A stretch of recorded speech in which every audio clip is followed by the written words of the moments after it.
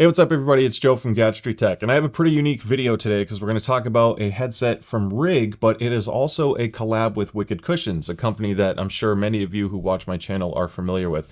So Wicked Cushions has made a lot of universal pads for a lot of different headsets and headphones out there, and then I've also recently released my own pad, my first version of it for the Nova Pro Wireless.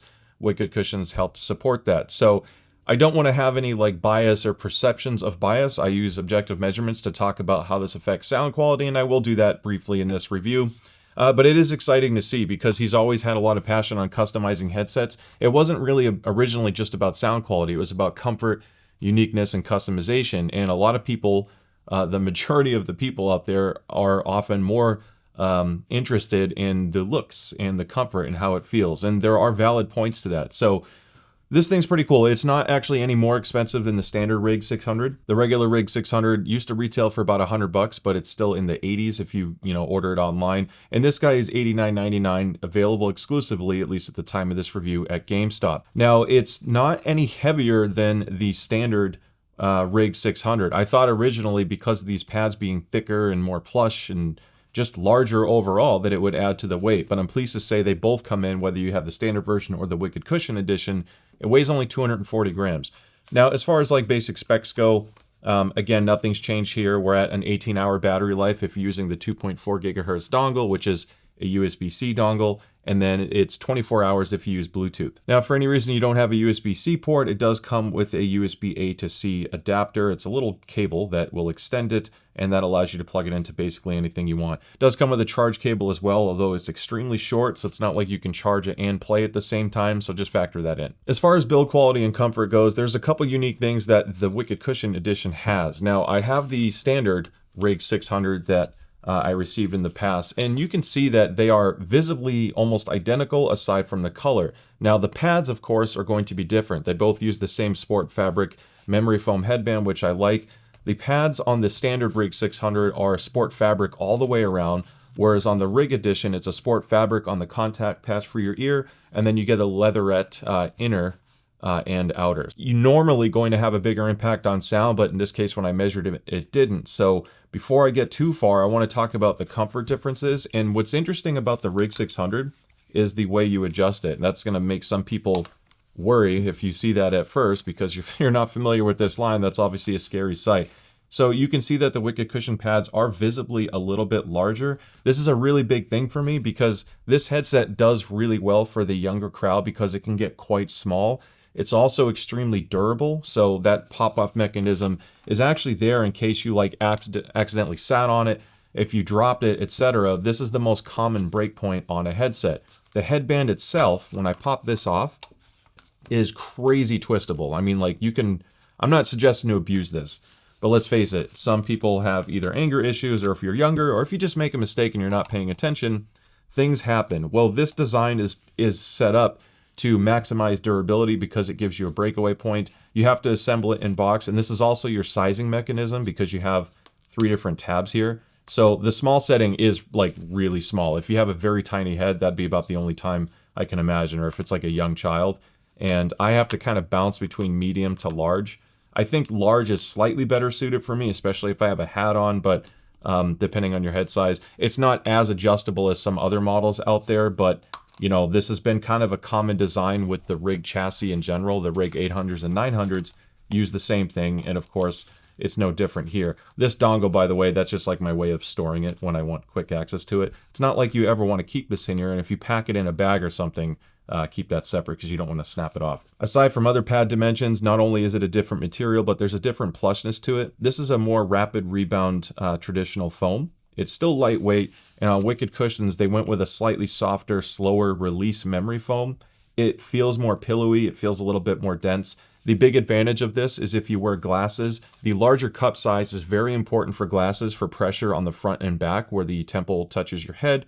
And then the softer memory foam also helps with relieving stress. So if you are interested in the Rig 600, it's strongly recommended to get the Wicked Cushion edition, especially for comfort and if you wear glasses. As far as general controls go, well, it's a flip to mute mic, and the mic is completely tucked away in the cup. If I press in on this little thing that sticks out, that kicks the microphone out. and now the microphone is on. It does mute right about here. The only thing that's kind of a pain is if you quickly mute, you might accidentally do that. Then if you have to unmute, when you're wearing this might take an extra step. So this is all you really need to mute and unmute your friends or yourself when you're talking to your friends. And as far as controls go, again, nothing's changed here. You have your USB-C charge port, your power button, which while the power button is on, if you tap it, it'll tell you how much battery life you have left. And it's kind of like a low, medium, high. And if you tap it again, it tells you which audio preset you are in as well. You have a volume rocker here. This is an infinite scrolling, kind of a notchy volume wheel. Doesn't feel super premium, but under $100, it's pretty much in line with most stuff I've covered. If this is connected to Windows, adjusting this will adjust the volume in Windows as well. Now this button, I wish it did more. This is the action button, but it's geared more towards your Bluetooth connection. So if you're connected to a cell phone and you're playing music, well, you can tap to pause and double tap to, or tap again to resume, double tap to skip forward a track, and then you can press and hold to activate your smartphone assistant. And if you're getting a phone call, you can tap that button to answer it. This is the Bluetooth button, which of course you will hold down to put in pairing mode. And on the note of Bluetooth, it is not simultaneous Bluetooth. However, it's been one of the most consistent rapid switch Bluetooth systems I've seen. The reason why they give you the option to go either just Bluetooth, just gaming, or dual mode, if you go into dual mode, basically it'll have a connection to your phone or mobile device, whatever is via Bluetooth. If there's nothing playing on the 2.4 gigahertz connection, so let's say you're in between games and the lobby's quiet, or it's just idling on your PC, then you open your phone and you play a video, well, it will immediately start playing the video from your phone. You'll hear that. If the game then starts, or if you play some content on your computer, it will automatically pause what's on your phone and switch over and start playing what is on your computer with the 2.4 connection. This process is incredibly seamless. It works almost as well as simultaneous Bluetooth from a consistency standpoint. The only thing it won't do is play both at the same time. So if you want to watch stuff on your phone and not interrupt the 2.4 in the game, you have to put the headset in game mode so it only prioritizes the 2.4, and then you can play and interact with it with your phone. And this is what my voice sounds like on the Rig 600 microphone. Not a game-changing mic, but actually not that bad. And depending how loud you speak, you do get some adjustability on the mic settings in the app. Now, because this is Bluetooth and it does the whole dual connect, I can use the phone to customize the headset while I'm also using it as a 2.4 connection on PC or PlayStation, for example. So when you open the app, you have different profiles on top, so you can have your 3 favorite settings. Expert mode will give you more settings, but when you have the default view, you have your microphone gain at medium. This is what my voice sounds like. If I switch the microphone gain to high, now my voice is naturally louder. And then you have microphone monitoring, which is so you can hear yourself speak. Off or mid is what I recommend. Mid is like just enough to be an acceptable microphone side tone. High is far too high. There's a ton of background noise and you just hear everything. It actually makes the room sound louder than it really is. So if you really need to hear yourself, then yes, use high. But I recommend off or medium because even on medium, there's a little bit of that hiss and background noise. If you're really concerned about the ultimate sound quality, then off is going to give you the quietest noise floor you can get. Now, if you're getting this for a kid or you're trying to protect your own hearing, there is a cap where basically when you toggle this on at full volume, it just doesn't go as loud and it can protect hearing. Naturally, whether it's on or off, you never want to listen to anything for extended periods of time at a very high volume because that's not good for your hearing anyway. And then I'm going to skip equalizer for now because we're going to get into this. But if I go to additional, this is where you can change the headset modes. And if I go to settings, I can see that you can disable or enable the voice prompt. You can even change the language of who's talking to you. And then I believe, yes, there is a power off timer. So you have 15 to 2 hours. If the headset gets no sound, it'll automatically turn off, or you can disable that entirely in case you just wear it throughout the day but don't always use it. Now, when it comes to customizing sound quality, you have a few ways you can look at it. If expert mode is turned off, you get a custom 3-band equalizer for like your bass, mids, and treble. And then you also get presets included out of the box, with custom being at the bottom. Play with these. Maybe you just like one out of the box for how it sounds. I'm not going to tell you which one is right or wrong, but if you do turn on expert mode, you get a 10-band EQ, which does save to the headset, and this is really helpful if you're like a console gamer and you want the ability to do custom EQ. Well, it's quite nice to have that flexibility. The only thing I will say is if custom EQ is enabled or off, and there's no changes, it's a very different sound profile. The second I adjust 1 decibel anywhere on the curve here, it drastically changes the profile of the headset, even on the bass region. So it's almost like there's 2 different chips that have a different audio calibration. out of the box. So I want to get into sound quality now, but I just wanted to warn you that don't think that if you make just one minor change that it's basing it off your neutral sound profile. It's a totally different ball game. And when you look at the sound quality from a measurement perspective, which I have a link in the description below, if you want to compare this to many other headsets and headphones out there, the sound signature is very, very similar, like within a few dBs from the original Rig 600 versus the Wicked Cushion variant. So it is nice that a lot of the same sound profile applies. However, I can tell you that I'm not a huge fan of the sound profile out of the box because you have this Mariana Trench of a dip in the upper bass and low mids, and that does affect sound quality. The upper mid-range and treble, which is everything on the right-hand side, so that's like your vocals, your detail, hearing the important audio cues of where footsteps are coming from, trees, wind, all that fun stuff. It's tuned well up top, but this dip in the lower frequencies does mean that certain things will sound like they're missing or far too recessed. If you picked the FPS profile on the app, which is a default one, you can see it's a very different sound signature. But if you use my EQ, I'm going to expand this on the bottom here and click on my EQ. I'm going to close the red line and we're going to get rid of the old headset for a moment just to simplify things.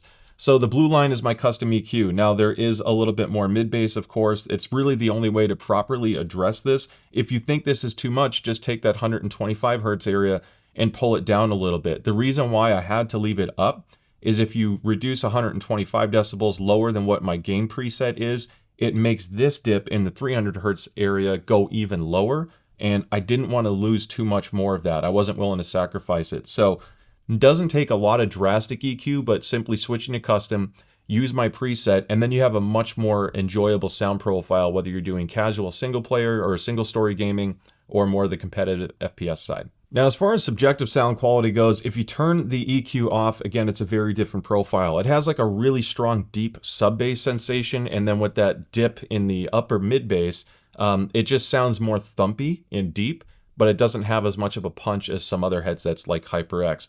It also has a pretty sparkly treble, so it's unapologetically a V-shaped sounding headset, which means you have very elevated sub-bass or bass in general, a dip in the mids, and then more energy in the treble and mid-range.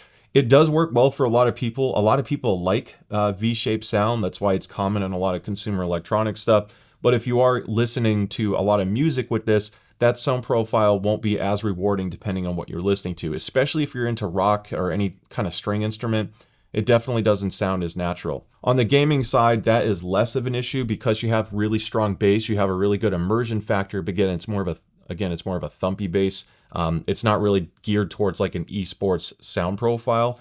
It is comfortable, so you can wear this for a long period of time, but I think if you do my custom EQ, it makes it much more versatile, and then it starts putting it into a more competitive class. Now, speaking of competitive, I want to talk about what I think is one of the better wireless options under $100 and how it compares against something like this. So this is the HyperX Cloud Core Wireless. It retailed for just over $100 or so, and it goes on sale typically for about $90 every day on Amazon, and even less if you can find it with a deal at stores. I've seen this go down to like $50 before.